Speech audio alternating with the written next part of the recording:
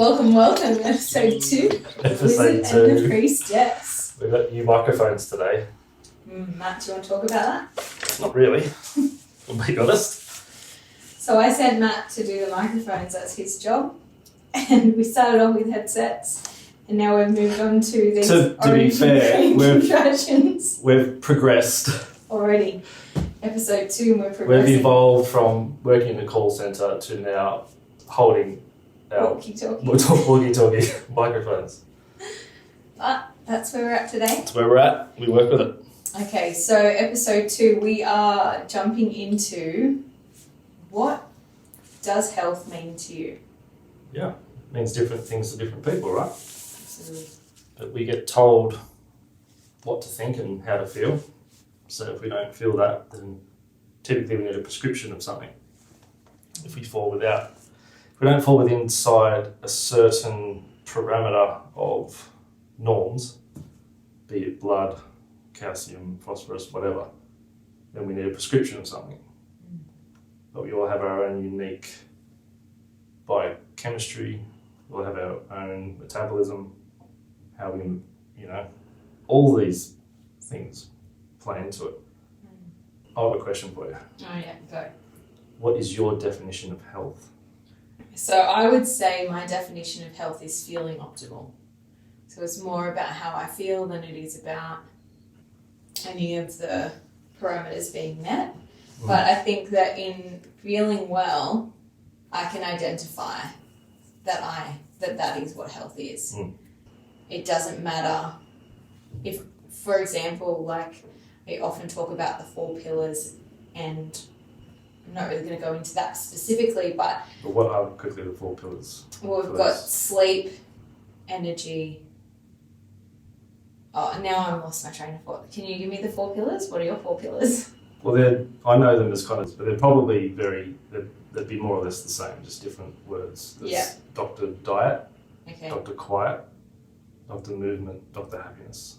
So that's in Paul Chek's model. That's like a really simplified version. There's also 6 foundation principles. Right. Nutrition, hydration, sleep, breathing, thinking, movement. Right. So each has a yin and a yang, but it's balancing that. And that balance is different for everyone. Yeah, I can't really think I'm going to blame Bailey. But where I was going to go with that was more about, that's really cool. I think I've never really looked into the, Paul's established foundations and things. But one of the big things that I find, day to day, is that people don't sleep well and they don't feel well. People don't eat well to their bodies and then they don't feel well. People don't relate well, so they're not in good relationship with people around them. They don't have... Or themselves. Yeah, absolutely. So they're not relating well and then they don't feel well. And then there's another big one, energy. It's not necessarily feeling energetic, but kind of having the motivation. So sort of the motivation or the energy to actually live life and do life. Yeah, so for me that's kind of lack of a dream, which would be Dr. Happy. Dr. Happy. Or right. lack thereof. Yeah. So, yeah. But it's that driving force that gets you out of bed, either to the gym or to the farmer's market or just a different aisle in the supermarket, or having that conscious awareness to go to bed earlier and put the phone away or whatever that looks like. Yeah, and I think that's something that's really interesting because over the years of being more and more in the lane that I walk, I feel better and I am well. And then I realise that when I look at, people around me or patients or anyone, I'm like, oh, that's just not common. You don't just feel really tired, I better go to bed early tonight. It's still and that's an interesting one actually. Push. Well, yeah, we're pushing, but also that's the sleep hygiene. That's the sleep hygiene that they've been banging on. So they're oh yeah, well, before I go to bed, I have to have my hour wind down.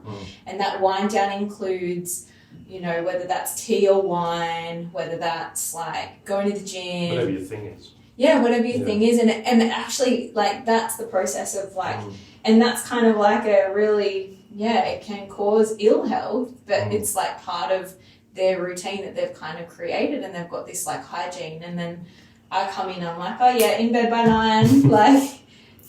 You make it to 9? Yeah, sometimes. Not right now, but most nights I make it to 9. But yeah, like being in bed by 9 is powerful. In Chinese medicine, we bang on about being in bed for the 9 till 2, one of the most potent hours. Those hours in the night are potent for yin. Yin reproduction. And in our world that we are so predominantly yang and going all the time, we miss those hours of sleep from 9 till 2. Why 9? 9 p.m. Yeah. There's a switch over in the organs, so... That's gallbladder, isn't it? 9 till 11? 9 till 11. No, it's not. No, gallbladder's 11 till 1. 1, yeah. It's later. Is it a triple burner? Whatever? Could be. Yeah. It's I feel like adrenal. I don't often look at the clock. I know liver's 1 to 3.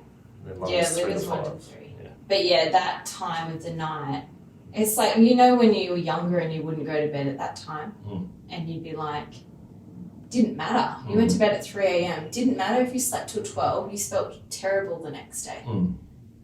And that action of at least being like slow when the sun sets and moving into that.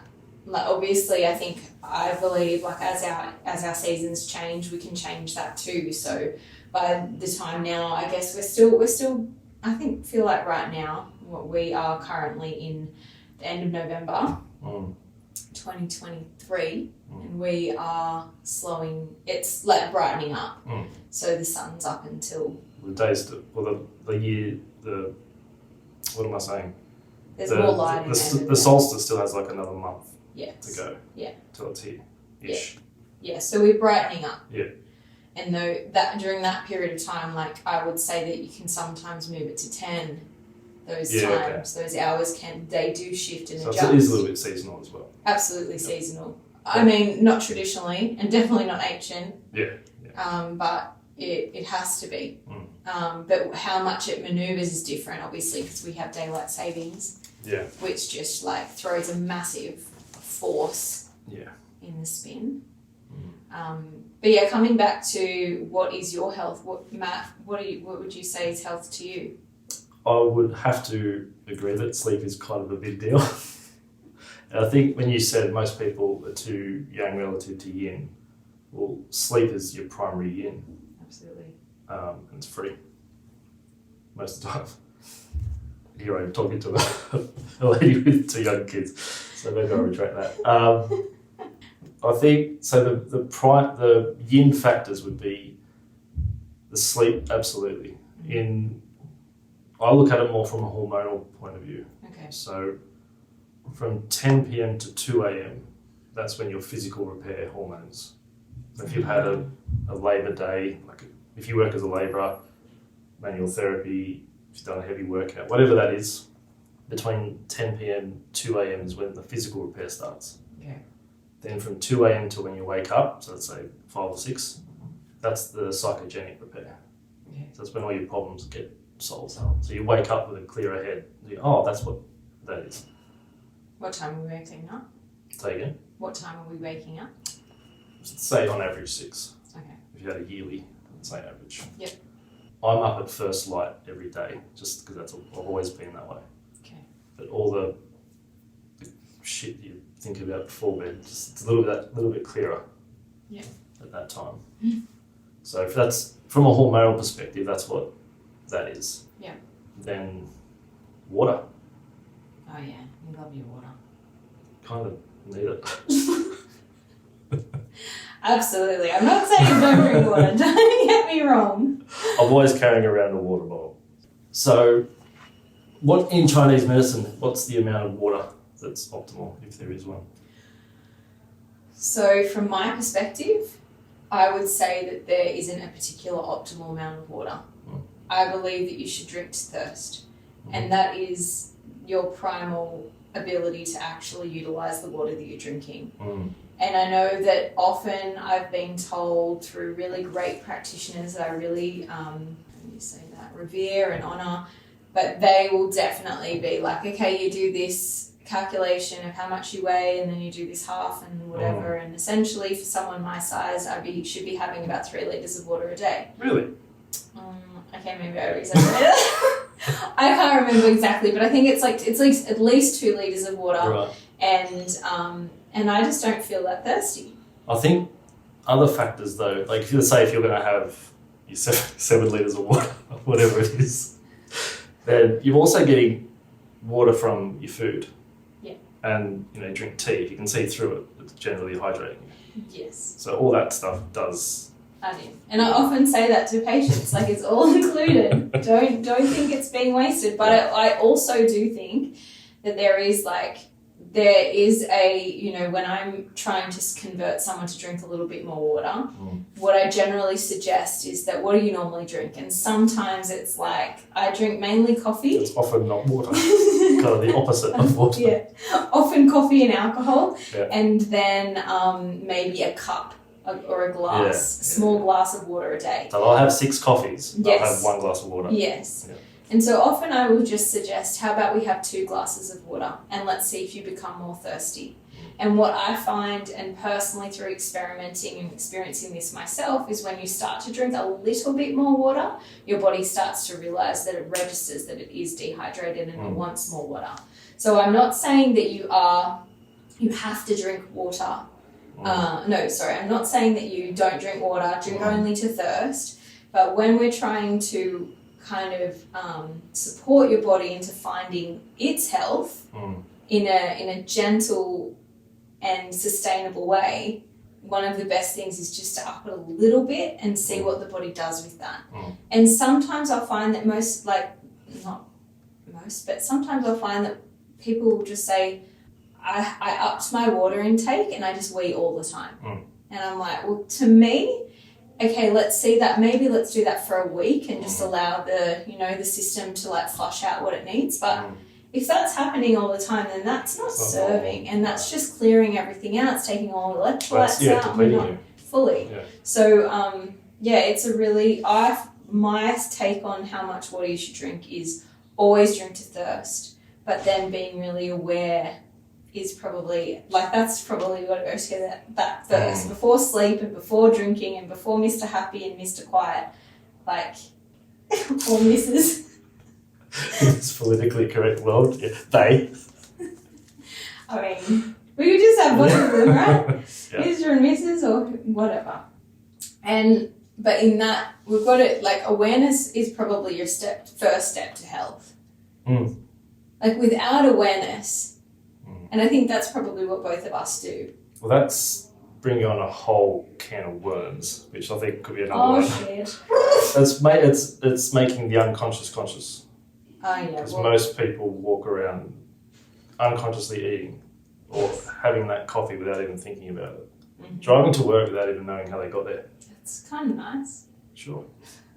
So with all that, it's bringing your conscious attention to yourself. Yeah. Some people for the first time in their lives. Absolutely. And they're 60, 70, sometimes older. Yeah. But if they're actually, I'm going to go one before that. What's before awareness? Willingness. Ah, okay. Yeah. They have to be willing, they have to have a desire that's strong enough. Yeah, the desire. If their desire is not strong enough, then their desire to be, lack of a better word, sick. Because from a health definition viewpoint, they would be classed as sick. Yes. If you got the average person off the street, took them to the doctor, they did all the tests. Yeah. They're probably half dead. Or from a clinical. Or potentially we would look at them and say clinically they are not quite going so well. Whereas we'd say it nicer. The potential would be that you can keep living another 100 years somehow. And that's, I think, coming back to what is your health? Obviously this is really cool. Getting that real, you need to be willing to want a particular way of health. And I mean, if you want our particular way of health, well, we can help you and show you in that. But if that's not, mightn't be for everyone. No. And I think that's also, there's nuance and variation in that. But that is like kind of what is to have health in the way that we see and perceive health. You need to have a willingness for that, and then that willingness or that desire, a desire for something maybe different or a desire for something more optimal, and then from that desire, there's the movement into what I was talking about, which was we're on. No, don't go there. Where we were desire. Yeah. Once you've got that desire, then you have. I keep thinking motivation, but that's not the word. Well, it's not about that. It's about that. Conscious awareness. Conscious awareness. Yeah. Awareness. That's it. Awareness. I like this like little process of like desire. Yeah. To awareness. Yeah. And then from having that awareness, Yep. then we can dig into the pillars of different health options. Yep. So let's come back to our different health options. We currently had sleep being our really primal, interesting how we need it, hey? Like humans need to sleep. Yeah, a third of the day on average as well. Yeah, and then, you see the people and they're like, oh, what's that thing at the end? There's those memes, they're really interesting about how, by the time you're 70, you've slept half your life. And it's like, absolutely, I'm a human being, I need to sleep half my life. Yeah. And I bet you won't make it too far beyond that. Well, if you don't sleep for half your life. No, I mean, there's not only research out about it, if you want to get left brain, but you miss 3 days of sleep. Oh, yeah. You're no good to anyone. No. As a mum of 2 young children, I can attest to how much sleep changes you. And as a single guy, I can attest to that as well. I'm backing you up. Thanks, thank you. Appreciate it. Yeah.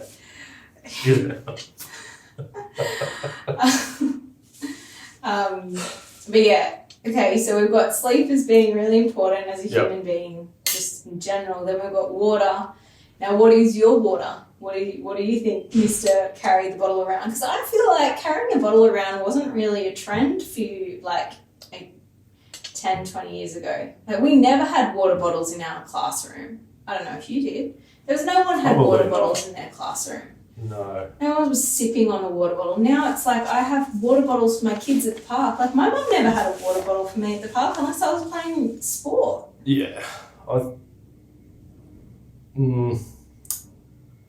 It's hard to answer what kind of water is best because that depends. Are we going into filtration or? No, just in general because there's spring water, there's artesian, there's tap, whatever type of water. It really depends.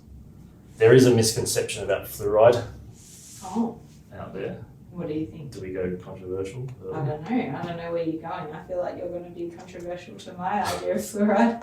Well, there's different types of fluoride. Okay. Fluoride found in tap water is sodium fluoride. Okay. Which is an S6 poison. Okay. It's a medical waste. Yes. There are beneficial fluorides, but they're not in the water that we drink. Where are those fluorides They found? come in lakes and rainwater and that kind of stuff. Okay. They're naturally occurring. That's calcium fluoride. Calcium fluoride rather than the sodium Yep. fluoride. Okay. Yep. Okay. Yeah, I get it. So if you are to drink tap water, how much tap water should you drink a day? So I can't pronounce his name, Dr. someone. It's in Your Body's Many Cries for Water, that book. So he uses, you kind of touched on the formula before. My great formula. It's your body weight in kilos times 0.033. I'm give or take 80 kilo. Okay. That works out to be about 2.7 litres for me. Oh, right. So you're like close to that 3 litre mark. Okay. I don't know where you're getting your own information from.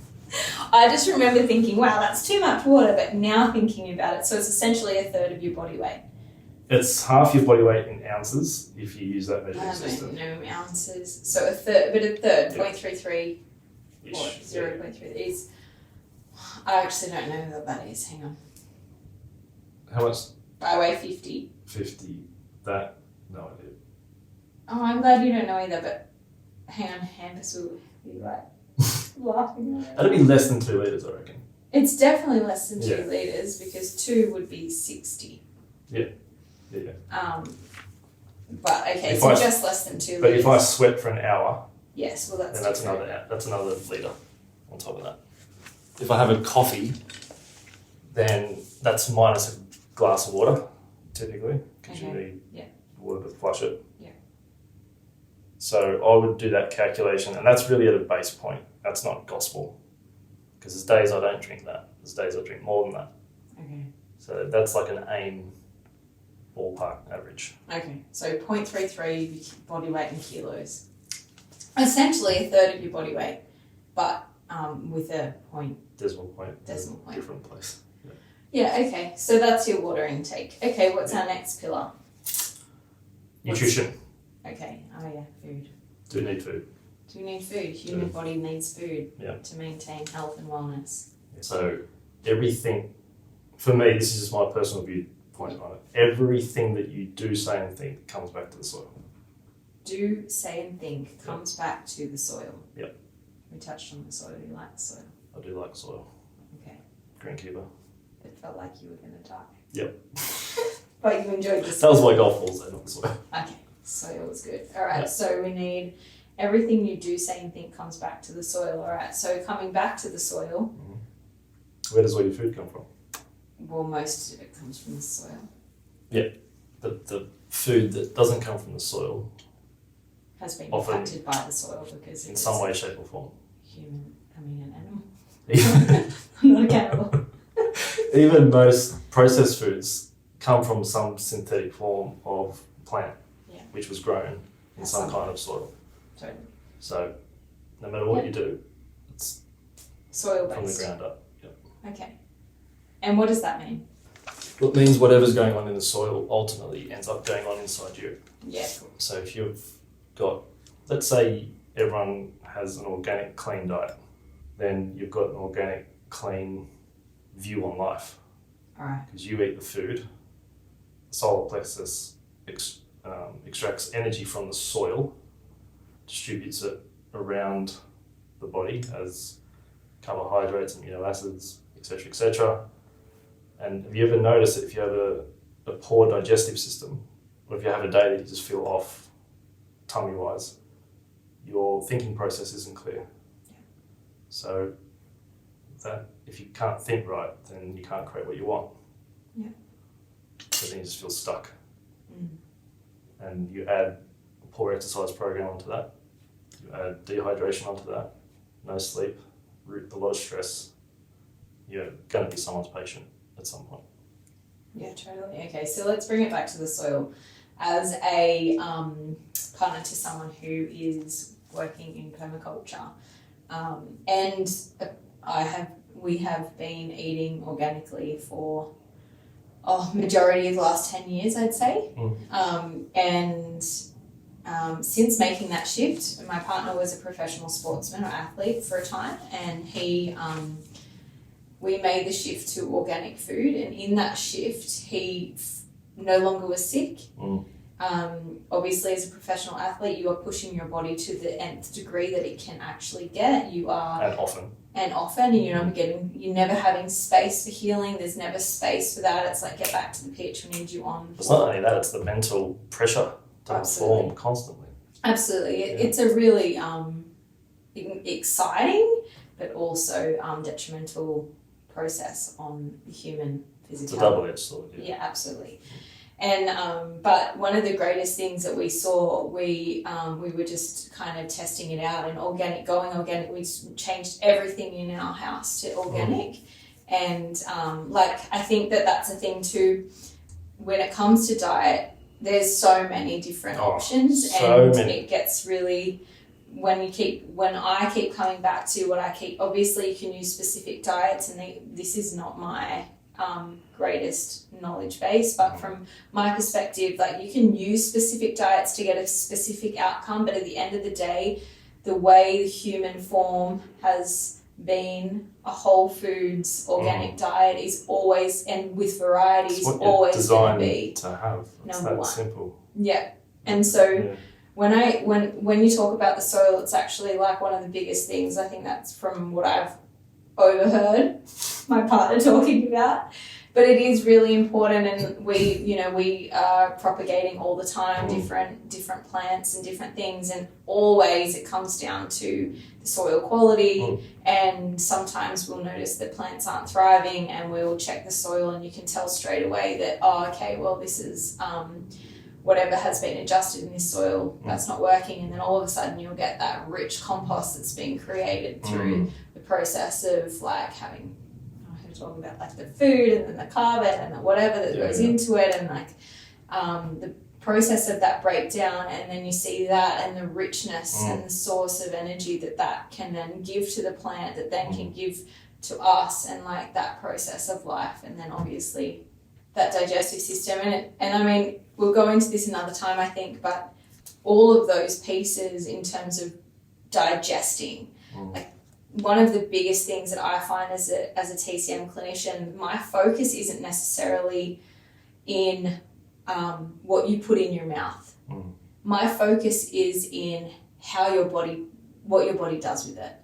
Because one of the biggest things for me has been, and learning, like obviously having small children, I'm like wanting them to eat really well. And for a time, I definitely was very particular and pedantic on that with my oldest daughter. And like, it's really important. We don't have anything non-organic in our home. So it generally is like homemade, whole foods. That's what she eats. And then slowly these things creep in where you sort of like start to, find that you're doing things that you wouldn't normally have done. Or, for example, my first daughter didn't eat fruit at all until she was over 1 because I knew that taste of sweet isn't necessary for them in that time, and you really want to like start with the bland palate, so that really builds them up. Either way, that's my kind of own perception of that. And then what I identified was that over time, coming back to that principle of really trusting the body to digest out whatever it doesn't want. And I think that's where we get sort of stuck, is that if you eat things that aren't 100% for you, we want to make sure that your center is so strong that it will it'll clear it out. And I think that's where we get stuck with like all the diets and the ideas. It's actually not the be all and end all is what you're putting in your mouth, but it's how it's being processed, at least from my perspective. And then if I can help someone strengthen their digestive system, and they are doing like formed bowel motions, and they feel comfortable and clear, and they don't have the borborygmus, the sounds in the belly, they don't have the distension or the bloating, they start to move out of that. But then I guess I'll give you some space to add some more to the nutrition of life, but I do want to move into then the next pillar is the emotional pillar, and I don't know whether that sits in there, but it's like that is massive in Chinese medicine, is the emotional pillar. That would be a floating one, wouldn't it? Floating. It would go in and out of everything. Yeah, for sure, absolutely. But it is like if you think of it like if you get your sleep, your hydration, your food, even though the emotions like float in and out and exercise, like even though the emotions float in and out of everything, like those pillars essentially need to be rock solid. They're your concrete slab. Yeah. And that then means that you can form the house on top of that. And without that concrete slab, well, I don't really want concrete slab, but like, your base, your foundation. That's exactly what it's about. Don't want a slab. Have you tried something? Anyway, coming back, that would be where obviously it's interlinked to everything, but it also feels like it is in itself, in our world, where stress is so prevalent, where we are trying to live a life that doesn't actually function for us as human beings. No, we're not designed to live the life we live. No. In the Western world. No. Do you want to, was there anything more you want to touch on nutrition? Well, I think with the nutrition stuff, I got into the organic scene, we'll call it, because I was spraying a lot of pesticides on the golf course. I got sick. I just had this constant lingering runny nose, mild sore throat, just all the time. I didn't breathe out of my nose until I was about 20. Yeah, that's right. I went there. So, but as I was studying nutrition, and then learned about what pesticides do to the body. Yeah. Do you want to give us a bit of a... I'll give you a 101. It's like pesticides typically have, if I'm being 101, they're either neurogenic or estrogenic. Estrogenic, it boosts estrogen levels in the body. Okay. So that has a whole range of mechanisms effects. Yeah. One just being joint laxity, or affecting the health and the strength of the tensegrity of the joint tissue. That's just one. Then you have a neurogenic effect, which means it affects your nervous system, so it affects balance and coordination. Yeah. So that's just, you can't have a pesticide that's safe, essentially. You get told that it affects you at like parts per million, so it doesn't have any effect. Yeah. But your hormones work at parts per billion trillion, I think, maybe even more.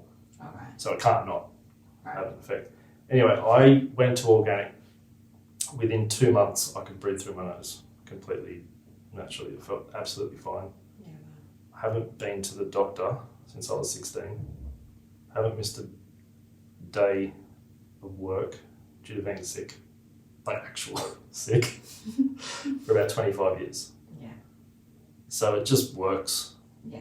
I mean, nutrition is a very important thing, but I think there's obviously other things that help that as well. But I think as well, we can talk about how good organic or even better biodynamic is. Mm. But for the people who can't, they're not in a situation to obtain that. For me, I tell clients all the time, if you have a choice between either organic meat or organic veg, go organic meat first. Yeah. Because the animal has condensed vegetable nutrition into its tissue. Yeah.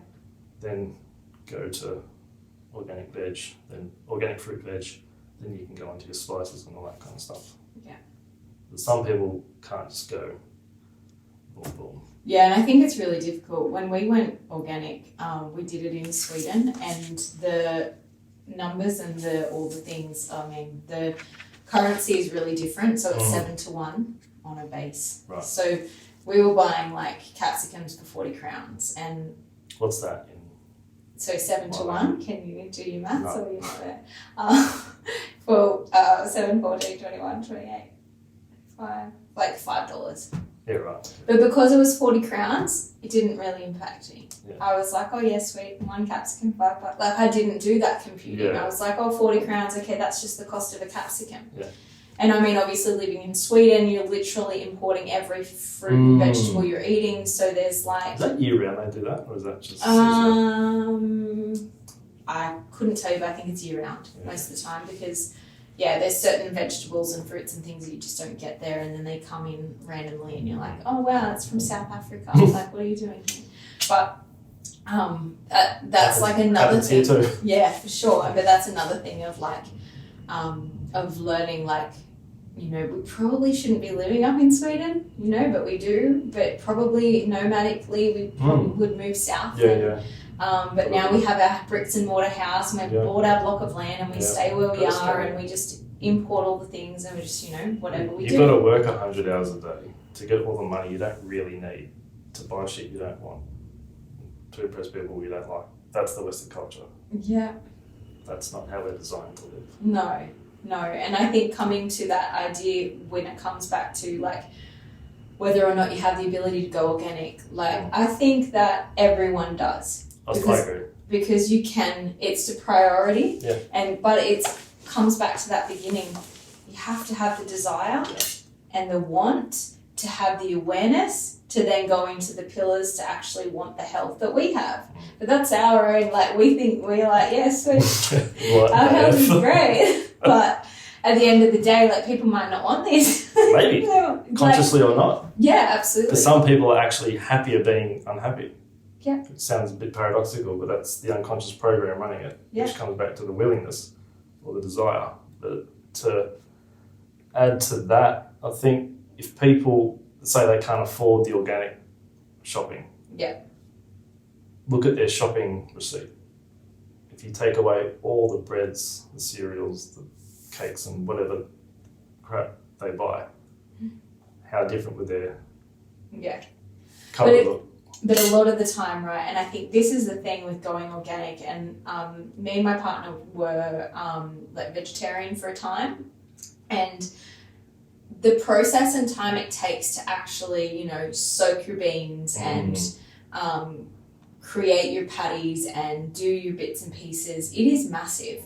Now we've found our kind of a happy medium where we do have a bit of animal product and we do have all bits and pieces all mixed in. We're much more like holistic in terms of like whole foods and all the bits and pieces. However, it is very particular. We're very like, it is very interesting how those things overlap and how I, for one, am not afraid of wheat. I know that that's a big, like, it's a big thing, but, and then that's a whole thing. Go there. Yeah, we're not going to be there because, like, but either way, the thing from my perspective is, like, from a Chinese medicine perspective, we use wheat. It is one of the most potent fertility herbs that is really profound.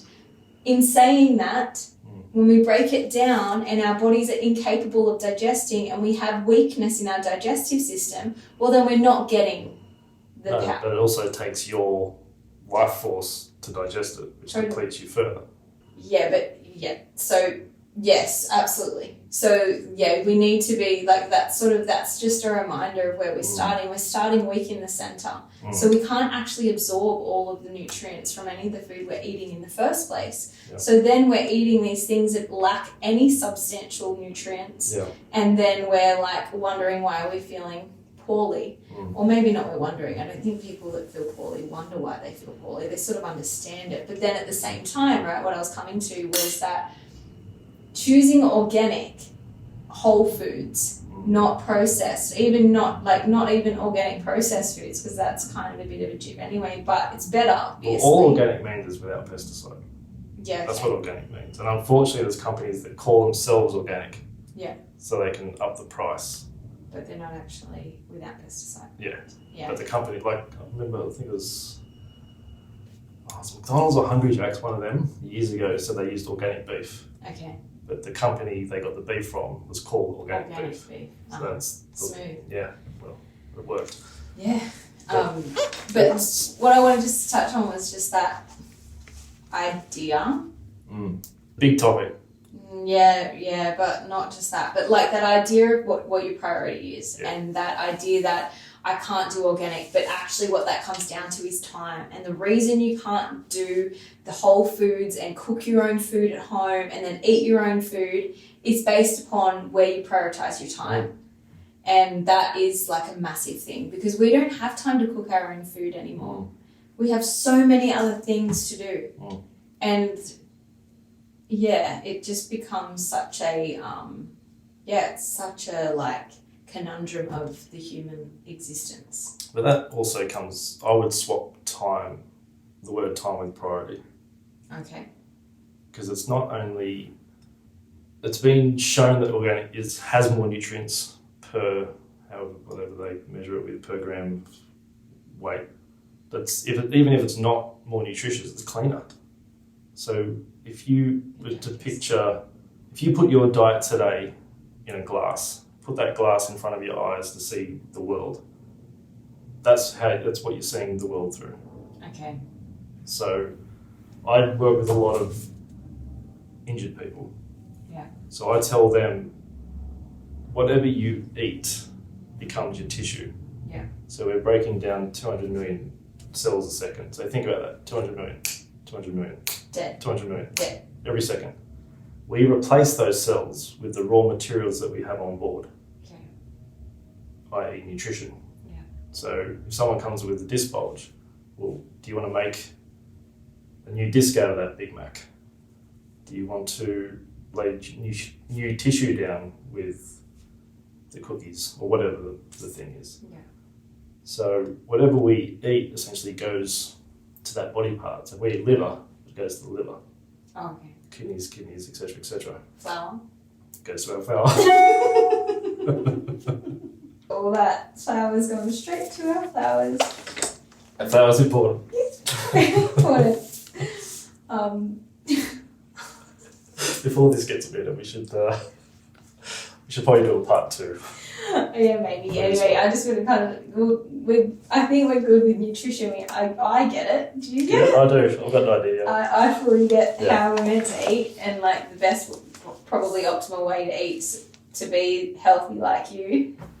Eating eyeballs, so you get eyes, teeth for teeth. So I get that. Solid. So I just want to reiterate again. So we must have a desire for the health that we particularly are talking about. We need to have that desire. That will then spark the awareness to allow us to be conscious. And that will then lead us to our pillars. And I guess the last pillar of this that we haven't quite touched on, but like we know filters through everything, is the emotional pillar. And you touched on before that some people like to be unhappy. Like they're actually, and I would say that they don't actually like being happy, but they just don't know. It's foreign to them. Yeah, they don't know that they can feel any other way. There would be some kind of comfort in not feeling that, because maybe it's all they know. Yeah. So there is some sort of safety. Totally. And that's like anything. It's like a coping mechanism, and we could look at it from the perspective of experiencing trauma, experiencing the sense of like all of those things, and then we're moving from those patterns and all of those bits and pieces. Are you laughing at me? Either way, it obviously is a really serious topic, and that is making it funny, but or laughing at it. You can't. It's. You could argue that it is so important that it is laughable at the same time. There you go. And it's so misrepresented.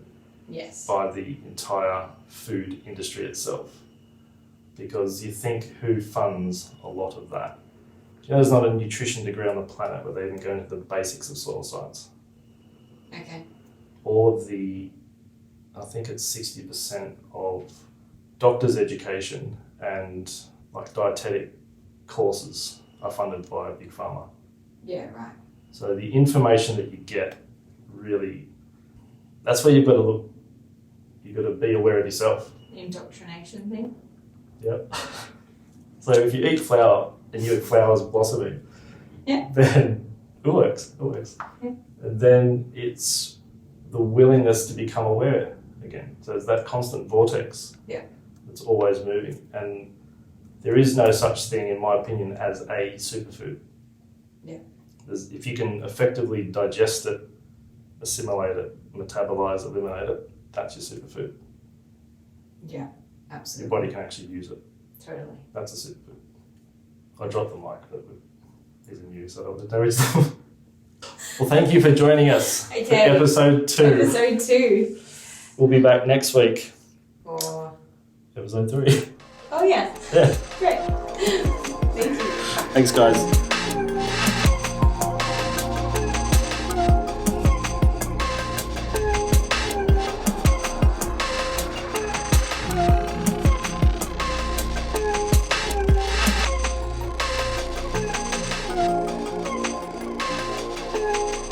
You've been listening to The Wizard and the Priestess. Thanks for stopping by. Stay connected and be open.